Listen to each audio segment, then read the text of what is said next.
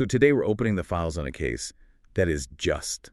It's pivotal, it's painful, and it's incredibly controversial. It really is a story that absolutely shook West Germany back in the early 1980s. Yeah, it's this complete collision of personal tragedy, a failing system, and then this spectacular act of vengeance right in the middle of a courtroom. We're looking at the case of Marianne Bachmeier. The documents we have in front of it, I mean, they lay out this comprehensive timeline of her life, the horrific crime against her daughter, Anna, and then the act of vigilantism that followed. And it really forces you to grapple with these big questions, where the lines between justice, the law, and just pure revenge really sit. Exactly. Our goal here isn't just to recite the facts. We really want to trace the whole arc from the unstable life Anna was born into to the background of her killer, and then the incredible legal and cultural fallout from the shooting. It's a moment in history where public feeling just seemed to completely reject the judicial system. It did. But before we get into any of that, we have to pause. We do. We have to underscore the tragedy at the absolute heart of all this. The victim, Anna Bachmeier. She was only 7 years old when her life was taken. And while we're going to analyze the very complicated figure of her mother and the killer, the seriousness required when talking about Anna's loss, Right. it's just paramount. Absolutely. So let's start with the origins of Marianne Bachmeier herself. Her life really seems rooted in the turbulence of post-war Germany. It is. Marianne Bachmeier was born on June 3rd, 1950, in Sarstedt, which was then West Germany. And you can't really understand her early life without thinking about the Second World War. Right. Her parents were refugees. They'd fled East Prussia. And that kind of profound disruption, it carries a lot of instability, both emotional and economic, into their new lives. And the home she grew up in, it was described as conservative and religious, but it sounds like it was anything but peaceful.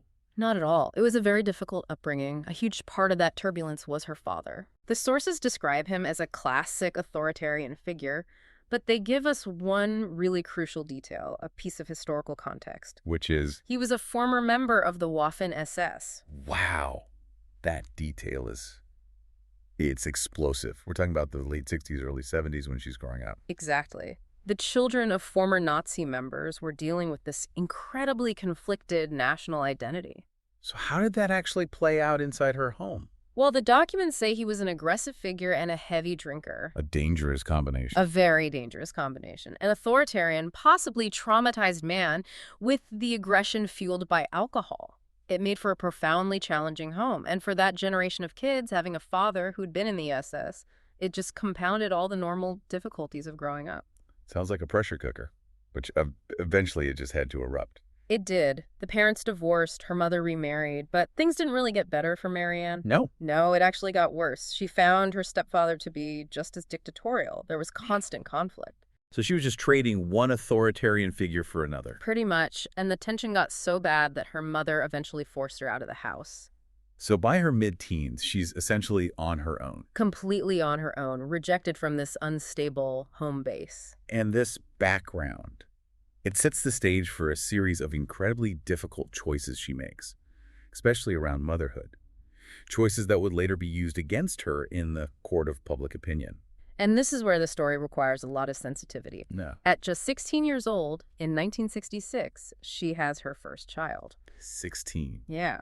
And given her age and her situation, she placed the infant for adoption almost immediately. And it happened again. 2 years later, at 18, she was pregnant a second time. And the sources specify that she was raped shortly before that child's birth. It's just awful. And that infant, too, was placed for adoption. So she'd already made these two heartbreaking decisions before she was even really a young adult. Right. So Anna, born in 1972, represents her decision to try and keep a child. Anna arrived in November of 72. Marianne was 22, and she'd conceived Anna with the manager of Tapasa, the pub where she worked. And this time, she was determined to raise her alone. As a single mother, yes. But her life was defined by that job.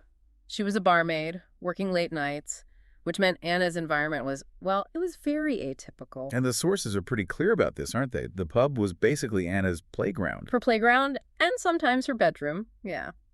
This lifestyle choice became a major point of scrutiny long before the murder. How so? Well, Marianne worked late, and the descriptions from that time say she never really felt a need to rush home, so Anna was often just in or around the pub.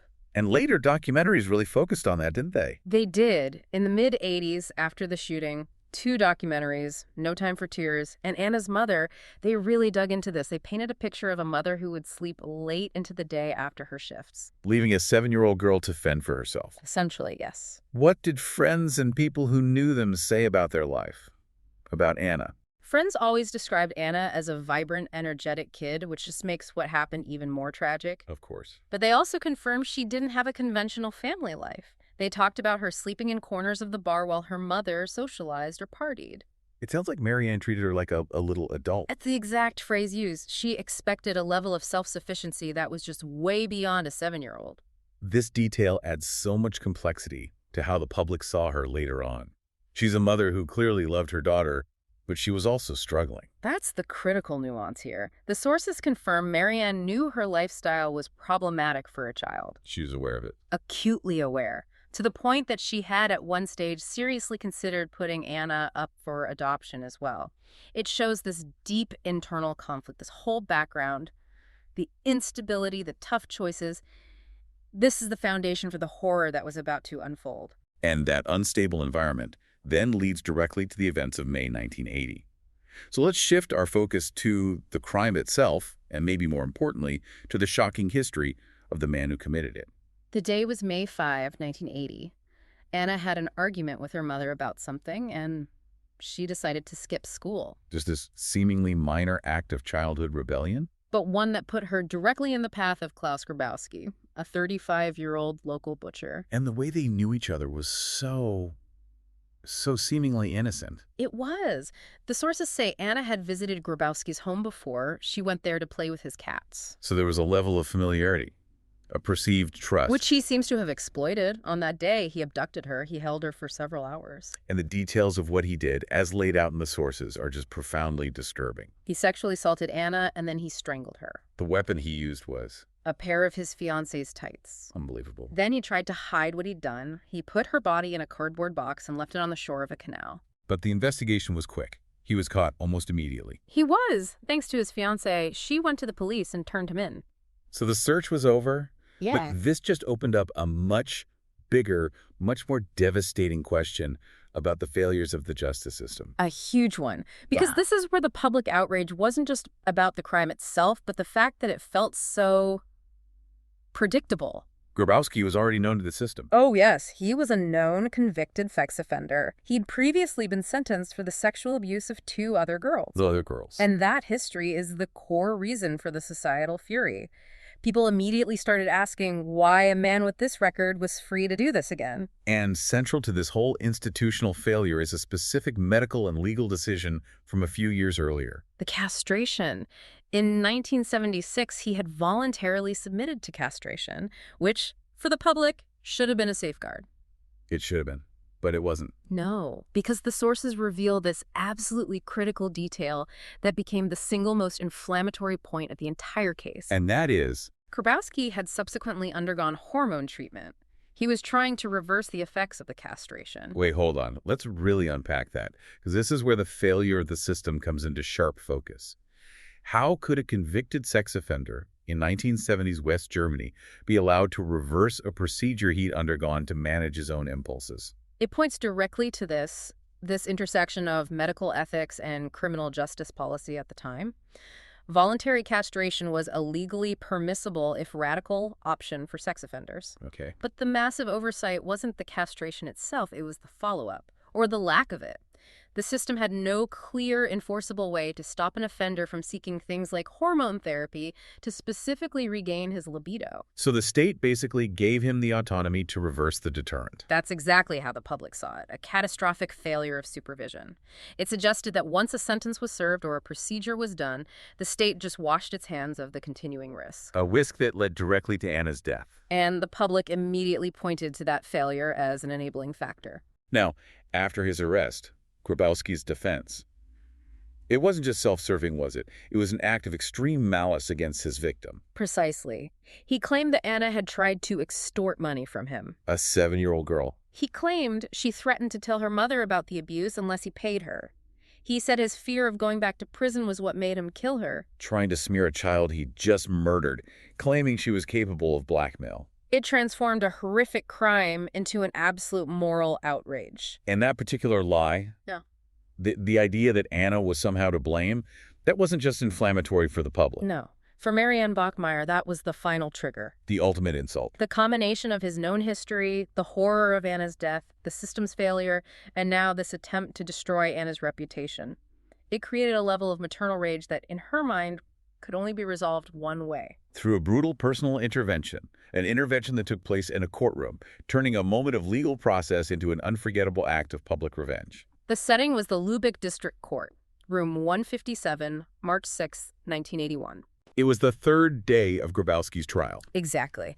And trials for crimes this sensational are always emotional. But this one contained an element of premeditated catastrophe. Because the sources confirm Marianne Bachmeier managed to get a weapon past security. That's right. Around 10 a.m., she walked into that courtroom with a Beretta 70 handgun. The fact that she could even get a gun into a high-profile trial like this, it says a lot about security protocols back then. It does. And about the general atmosphere of tension and disbelief around the whole case. And then she carried out the act with this cold, deadly precision. She walked up behind the seated Grabowski, aimed for his back, and she opened fire. How many times? The documents are precise. She fired 7 times, 6 of the shots hit him. He died instantly. Almost instantly, yes. The immediacy and ferocity of it right there in that formal setting, it just shocked everyone. The judge, the lawyers, the press. And what did she do right after the shooting? She made no attempt to run, no struggle. She just lowered the weapon and was apprehended without any resistance. Which was probably crucial for the legal interpretation of what she'd done. It was. It suggested a final, calculated act, not a panic outburst. And initially, that's not how it was framed, was it? The defense, and a lot of the public, saw it as a spontaneous crime of passion. That was the narrative, the emotional breakdown of a grieving mother overwhelmed by hearing the killer's testimony. A narrative the court seemed willing to accept. Initially, yes. But years later, the truth, according to Marianne herself, was far more calculating, far more premeditated. And that later revelation, it just fundamentally changes the entire moral and legal argument around her actions, doesn't it? Completely. So where did she finally make this admission? It was in 1995, more than a decade after the trial. She went on a popular German TV talk show called Fliege. And what did she say? She admitted the shooting was not an impulsive act of rage. Her exact words were that she did it after careful consideration. Careful consideration. And did she give her motivations for planning it? She gave 2 main reasons, and both show this desire to carry out her own personal form of justice. First, she wanted to, quote, enforce the law on him herself. A clear statement that she was replacing the state's authority with her own. Absolutely. And second, and this is crucial, she said she wanted to prevent him from spreading any more lies about Anna. That claim of extortion. That was the final straw. She wanted to silence his attempt to defile her daughter's memory forever. That admission, made on national television, it makes the original verdict of manslaughter feel legally shaky, at least in moral terms. It does. And the evidence of her planning goes back even further than her own confession. How so? A 2006 documentary on the ARD network brought forward this astonishing claim from a former friend. Which was? This friend said that after Anna's murder, Marianne actually rehearsed the shooting. Rehearsed it? Where? In the basement of her pub, the Tapasa. If that's true, it paints a picture of extreme, cold calculation. We're not talking about a sudden burst of agony. We're talking about an execution. Weeks, maybe months of planning, visualizing the act. The narrative of the grief-stricken mother was convenient for her defense, but her own words and other sources strongly suggest that what happened in room 157 was a deliberate mission of revenge. And regardless of whether the court saw it as premeditated at the time, that public act of defiance, it just instantly lit a fire under a national debate about justice. The shooting immediately turned the Bachmeier case into something almost mythological in West Germany. The media coverage was just unprecedented. We hear about media frenzies now, but in 1981, this was massive, wasn't it? It was huge. TV crews came to Lübeck from all over the country, from all over the world. Why do you think this case, in particular, just captured the international imagination? Well, it has all the elements of a classic tragedy, you know? A small, innocent victim, a repulsive killer, a failed system, and then this spectacular act of revenge by a grieving parent. It tapped into a very primal fear. A primal societal fear that the state can't protect its children. And it offered this shocking, illegal, but for many people, understandable answer. And the immediate public reaction, while she was in custody, it was overwhelmingly supportive. It was incredibly tangible. She received countless messages, flowers, gifts. This was widespread public sympathy. People saw her not as a killer, but as someone who did what the system failed to do. A kind of vicarious revenge for a society that felt betrayed by its own institutions. Exactly. But of course, there was the fundamental counter-argument from the government and legal experts. That a state based on the rule of law can't function if citizens decide to carry out their own capital punishment. Right, the Rechtsstaat. While everyone understood her suffering, upholding the rule of law was paramount. The debate became, do you apply the law strictly, or do extreme circumstances basically excuse a crime? And while she was awaiting trial, she made a decision that funded her defense but really complicated her public image. She sold her life story Cool. to the news magazine Stern for about 100,000 Deutschmarks. Now, 100,000 DMs in the early 1980s. Yeah. That was a lot of money. A very significant sum. For you to get a sense of it, the average yearly salary for a skilled worker might have been around 30,000 DM. So this was several years' income. Enough to afford a top-tier legal team. It was. But it also raised these deep ethical questions about commercializing a tragedy. And when Stern published her story, it caused that initial wave of public support to fracture. It did. The moment they published the full biography, with all the sensitive details about her first 2 children being adopted, her public image was changed forever. She no longer fit that simple, innocent, grieving mother archetype. Exactly. The public now saw a much more complicated, maybe morally flawed woman who had made a lot of difficult, painful choices. The sympathy for the act of revenge was still there, but that universal adoration, it faded. And the conversation wasn't just about her, was it? It turned back with a vengeance on the judiciary. That failure was the most indefensible part for the German government. The criticism was intense, and it focused squarely on why the judiciary had allowed Grabowski access to hormone treatments to regain his libido after his castration. It was seen as the state actively helping a predator rearm himself. That's how it was perceived. A systemic failure that gave immense moral weight to what Marianne Bachmeier did next. So let's look at the trial itself. She was initially charged with murder, with mord. How did the prosecution end up dropping that charge? Well, German law makes a very specific distinction between Mord, which is murder, and Totschlag, which is manslaughter. And the difference is? Mord requires proof of specific intent or base motives like malice or cruelty. Totschlag, on the other hand, can accommodate acts that are committed in moments of extreme emotional distress or diminished capacity. A crime of passion, essentially. Right. So by dropping the Mord charge, the prosecution was signaling that they accepted the defense's argument that her capacity to act rationally was just severely compromised by grief and rage. Even though the act was clearly lethal? Precisely. After 28 days in court, the verdict came down on March 2nd, 1983. She was convicted of Totschlag, manslaughter, and unlawful possession of a firearm. The court basically upheld the idea that it wasn't premeditated murder in the legal sense. A verdict we now know she herself later contradicted. Flatly contradicted, yeah. And the sentence. 6 years. For killing a man in a courtroom, that feels remarkably lenient. It was a clear recognition of the overwhelming mitigating factors. The sentence reflected both the gravity of taking a life and the huge public sympathy for her. But the real leniency was how much time she actually served. She was released on probation after serving only 3 years. Which brings us back to the psychological core of this. She never showed any remorse for killing him. Never. Not a bit. And that's paramount. It suggests that for her, the trial was just a formality. She had already achieved her goal. Justice, as she defined it, had been served by her own hand. And the state's response. The conviction for manslaughter and quick release. Yeah. It let them uphold the law while also kind of nodding to public feeling. You could see it that way. The conviction was a legal necessity, but her freedom after 3 years was arguably a concession to public sentiment. It's interesting, though. What about her confession of premeditation in 1995?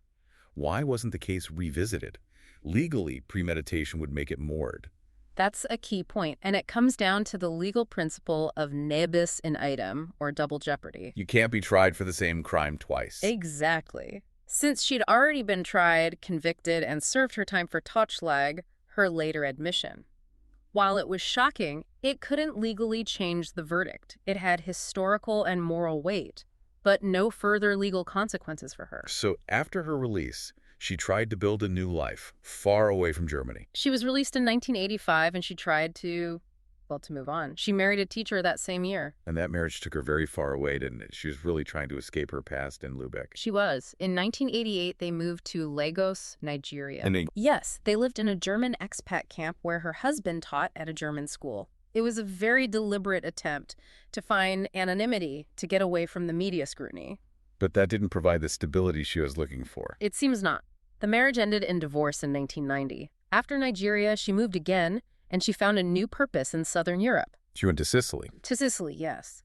And she started working as an aide in a hospice in Palermo. That's quite a shift. From a barmaid who killed a man in court to someone caring for the terminally ill. It's another fascinating, complex layer to her story. And while she was there in 1994, she published her autobiography, Palermo, Amore Mio. So this whole time abroad was an attempt to reinvent herself, but the past just kept pulling her back in. It did. She was drawn back into the media orbit. In 1994, she gave a big interview to Deutschlandfunk Radio. But that 1995 appearance on Fliege was the real key moment, Where she finally admitted to the premeditation. and clarified her motive was to execute justice and protect Anna's reputation from Grabowski's lies. It's almost as if she wasn't content with the court's view of her as a woman who just lost control. That's a great way to put it. She wanted history to know that she was a woman who made a deliberate choice to enforce justice when she felt the state had failed. What ultimately brought her back to Germany for good. Her health. While she was in Sicily, she was diagnosed with pancreatic cancer. As it progressed, she returned to Germany for palliative care. And her final days were, well, they were also a kind of media event. She controlled her narrative right to the very end. Before she died, she invited a reporter, Lucas Maria Boomer, to document the last stages of her life. And that became a film. It did. The 1996 film, The Slow Death of Marianne Bachmeier. She died quite young, only 46. She passed away on September 17th, 1996, in a Lübeck hospital. And her burial place is maybe the most poignant detail in the entire story. A final, silent statement. She's buried next to her daughter, Anna. In Bergtor Cemetery in Lübeck, the vengeful mother reunited with the child for whom she risked everything. And the cultural footprint of this case is just immense, isn't it? It proves it was so much more than just a crime story. It became a prominent fixture in German conversations about law, morality, and revenge. The sources list so many cultural representations. Absolutely. Within 3 years of the shooting, there was a play. This is for you, Anna. That same year, 1984, there were 2 separate feature films about the case. Anna's mother and No Time for Tears. Yes. The public was consuming and debating this event in real time through art. And it continues to be revisited in documentaries decades later. Documentaries came out in 93, 2006, 2017. The case is a cultural yardstick. It's often compared to other high-profile vigilantes like Gary Plauché in the U.S. or Ellie Nessler. These other cases of parents taking revenge in a courtroom. Right, and the fact that it's placed alongside those international acts just underscores its status. It wasn't just a German historical moment, but a universally understood one where an individual challenged the state's monopoly on justice. So when we synthesize all this material, Marianne Bachmeier's difficult childhood, her father's past, the horrific crime against Anna, and that catastrophic institutional failure around Grabowski, you can see why this case became so volatile. The public just saw this perfect storm of systemic failure. A failure that propelled a single mother to take a gun into Lübeck District Court, room 157, to execute her daughter's killer. And the tension in the sources comes from that collision between this profound moral failure of the state and the absolute necessity of upholding the law. The legal struggle, the verdict, it all reflects that perfectly, doesn't it? It does. The court found a way, through that distinction between Mord and Totschlag, to acknowledge her humanity and her grief. It resulted in a 6-year sentence that was cut in half. An outcome driven entirely by the shocking details of the killer's background and that overwhelming public support for what she did. But the final twist is that Bachmeier herself rejected the court's compassionate framing of her as someone who just lost control. In her later admissions, she insisted her act was a deliberate enforcement of justice to silence Grabowski's final insult against her daughter. She never, ever expressed remorse for killing Klaus Grabowski. That unwavering position, even on her deathbed, it really speaks volumes. It suggests her need for closure just superseded the law, and maybe even any capacity for regret. The killing was a necessity for her, not a mistake. So we'd invite you to consider what that lack of regret implies. If a system fails so completely that a mother feels she has to take justice into her own hands and then spends the rest of her life justifying the premeditated nature of that act, what does that tell you about the true nature of closure in the face of such an immense, irreversible loss? For Marianne Bachmeier, that closure was lethal, it was private, and it was completely unapologetic. Thanks for listening.